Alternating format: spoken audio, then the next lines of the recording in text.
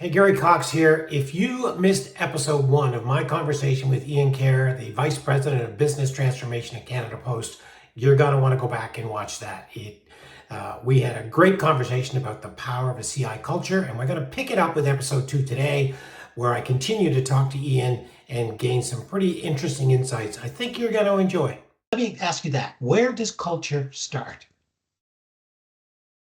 It's too simple to say it starts at the top, right? At some point, for whatever reason of history or early leadership, a a culture got established, right? And people like working with Bombardier was an older company, but Canada Post is an even older company. So they have cultures that have simply grown up with employees. They kind of it. You, I don't think, like, even in the time I've been there, there's been a number of changes of senior executive as they would go through their tenures. And so you say, well, culture's driven from the top. Well, it's not driven from the top, because the people at the top change. The underlying culture can still stay the same. It's an evolved thing, right? And it might be evolved by uh, underlying conditions. And uh, I think, when I think of Bombardier and its role in aerospace, there's a certain nature of people that are attracted to aerospace. There's almost like a like-mindedness.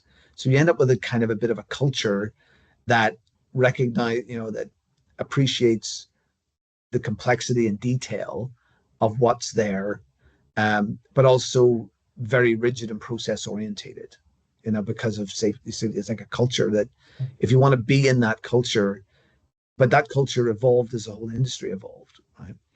And then I think the history of Canada Post, one of the things I think that has affected its culture is that it tended to employ a lot of people who were discharged from the military, right?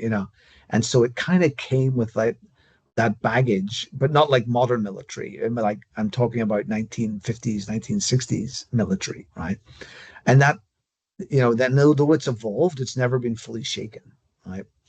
Um, but I don't think that culture exists in, wouldn't say that, well, that's the leadership culture. It's just an underlying mindset, right? And I think another aspect of the culture at Canada Post, which is actually very entrepreneurial, is a community culture where, you've been a letter carrier, you own your route, you know your community, you know your people, and so you're very empowered, because once you leave the building in the morning, you're on your own, right? Right.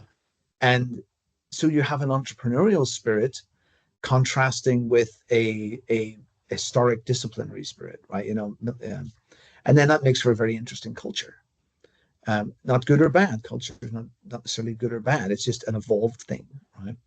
But when it comes to continuous improvement, if the culture doesn't have within it the habit of, hey, we need to improve every day, then it's very hard to come along with a program and get it to be adopted in that culture, right? And I saw this particularly in Bombardier, where part of my job was looking at the way CI was working in different facilities that were in different countries. And some of those facilities were very old and very established in different parts of Europe, and other ones were in countries that had been in previous Eastern Europe, and were having opportunity with new capital and younger workforces and a fresh start, right? And so that underlying culture changed how they accepted exactly the same thing we brought to them. Because we said that here's the CI program we're all going to use, but the adoption depended tremendously differently on that underlying culture. Mm. Yeah, and factors that we began to observe about what made it stick and didn't stick. And I'll give a counterpoint to that as well. We would have some great case studies of successes in continuous improvement projects. You would go in and do an intervention, And man, you could see that people were like the team was motivated. They'd had great success. They'd really changed the performance in their area. The defects were down. The throughput was up, you know, and they were excited to share it with management, and management was excited about it. And it was a big celebration and recognition. But 3 months later, there was no repetition, right? It was like that never happened, right? Whereas another area, and I think would be they'd have their cell performance boards up, they'd be still celebrating, but it had become part of, hey, what are we doing next? You know, what's on the Right. list? You know, and they were motivated by the numbers moving, and you know, and what do we need? You know, they were. It was a different mindset that permeated the, I would say, the stickiness of the program.